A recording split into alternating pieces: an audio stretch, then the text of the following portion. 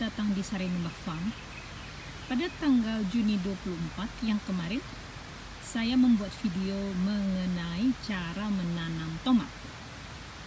2,5 bulan setelah kami menanam, pohon-pohon tomat kami sudah berbuah. Lagi menunggu masa. Buahnya banyak dan rimbun, teman-teman.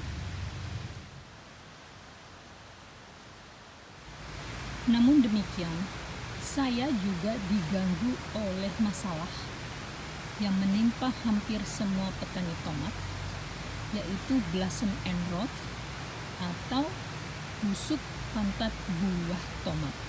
Seperti ini, teman-teman. Teman-teman, blossom end rot atau penyakit busuk pantat buah tomat sebenarnya bukanlah penyakit. Ini adalah gejala fisiologis akibat kurang seimbangnya hara kalsium. Dalam masa pertumbuhan, kalsium dibutuhkan dalam jumlah besar, dan bila buah yang sedang dalam fase pertumbuhan kekurangan hara kalsium, maka jaringan akan rusak dan meninggalkan luka yang khas di bawah buah tomat. Penyakit ini, teman-teman, adalah penyakit yang paling ditakuti oleh petani tomat seperti saya, dikarenakan akan merugikan panen. Saya mendengar 30% dari panen petani tomat hancur karena penyakit ini. Penyakit ini bisa menyerang ketika buah tomat masih sangat kecil seperti ini, teman-teman, atau ketika buah tomat sudah besar, sudah ranum dan siap dipetik. Sedih ya, teman-teman, sudah siap dipanen tetapi terkena penyakit ini. Teman-teman, sesungguhnya apa yang menyebabkan penyakit ini? Blossom end rot disebabkan oleh karena tanaman tomat kekurangan unsur kalsium. Mengapa kekurangan unsur kalsium? Ada dua hal, teman-teman. Pertama adalah bila tanahnya itu sendiri tidak mengandung cukup unsur kalsium, dan yang kedua, bila tanahnya itu sendiri mengandung unsur kalsium yang cukup tetapi tidak bisa diangkut oleh tanaman tomat, sehingga buah tomat tetap kekurangan unsur kalsium. Saya potong tomat-tomat yang terkena dan saya biarkan tomat-tomat yang masih sempurna sehingga nutrisi yang ada jatuh ke tomat-tomat yang masih sempurna. Bila penyebabnya adalah karena tanah yang kekurangan unsur kalsium, maka solusinya sangat mudah. Kita tinggal menyiram kalsium ke dalam tanah. Kita bisa mengocornya sekali seminggu.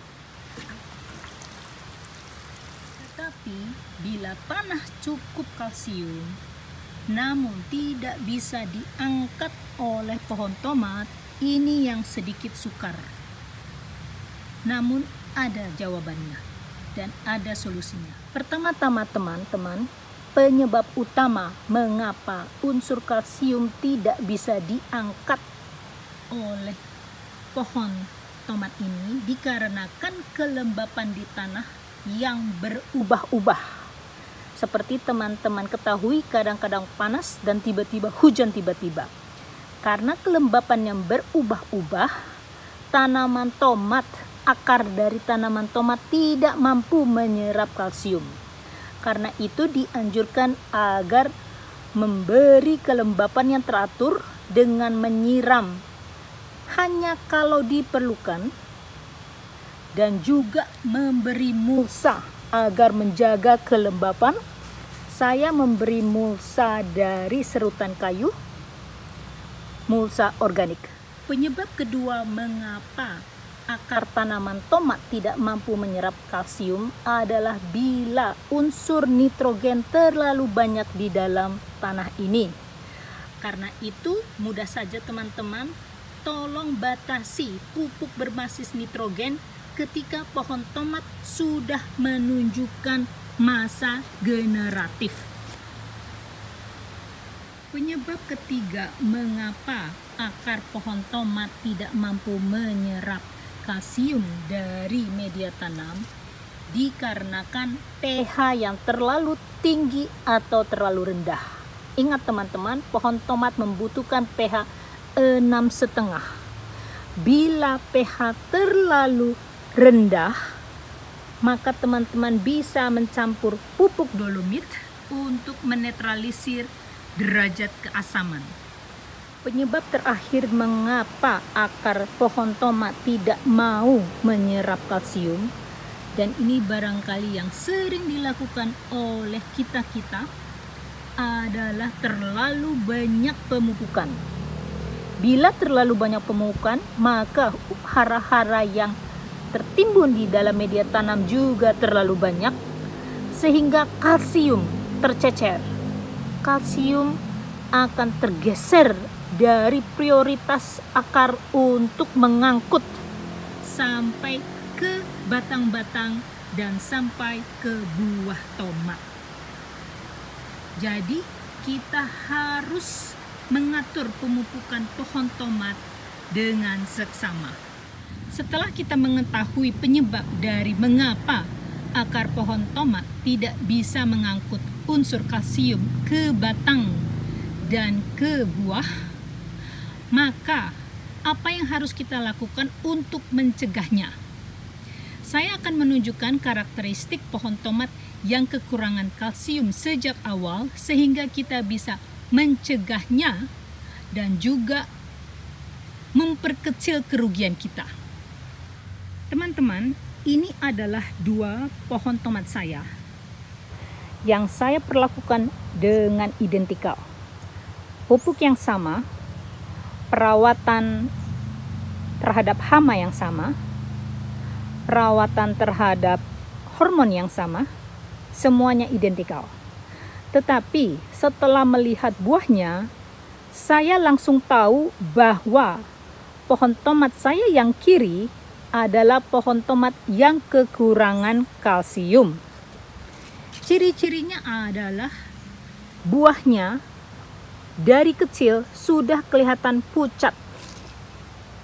Lihat teman-teman, walaupun buah ini masih belum diserang dengan adanya pembusukan di bawah, tetapi saya tahu bahwa ini adalah peringatan bahwa penyakit ini akan datang dengan segera. Bandingkan dengan pohon tomat di samping yang walaupun masih kecil, tapi buah-buah tomatnya ini sangat hijau dan sangat ranum. Sama sekali tidak pucat, sehingga saya tahu bahwa tanaman ini cukup mendapat kalsium. Lihat teman-teman,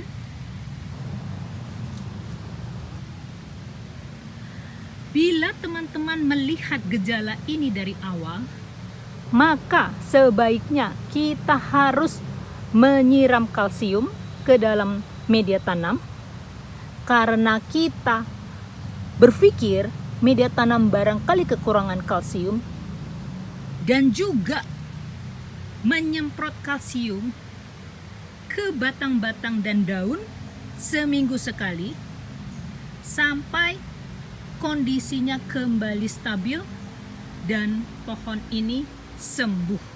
Walaupun kita berhasil mengidentifikasi tanaman tomat mana yang kekurangan kalsium, kita masih belum tahu apakah karena media tanam yang kurang kalsium atau dikarenakan akar tidak bisa mengangkut hara kalsium ke batang dan daun. Karena itulah kita coba mengocor seminggu sekali di bawah dan juga menyemprot cairan kalsium ke batang dan daun. Ini adalah cairan kalsium teman-teman yang saya semprotkan ke batang dan daun termasuk buah seminggu sekali sampai gejala ini hilang.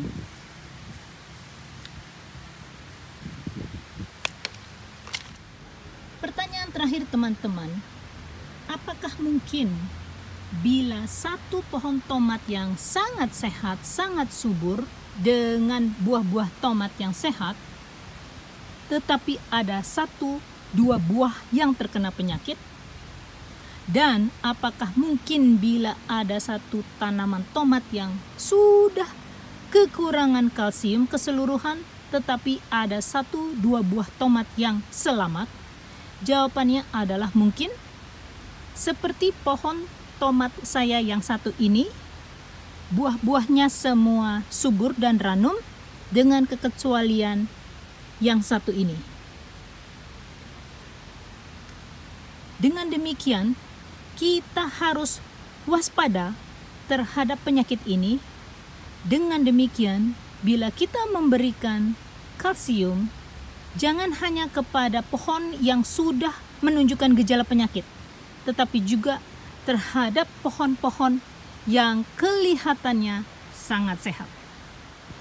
Dengan demikian teman-teman sudah mengetahui apa blossom end rot atau busuk pantat buah tomat, penyebabnya, gejalanya, mencegahnya, dan menanggulanginya. Semoga kita bisa mencegah penyakit itu sehingga panen pohon tomat kita akan optimal. Semoga bermanfaat.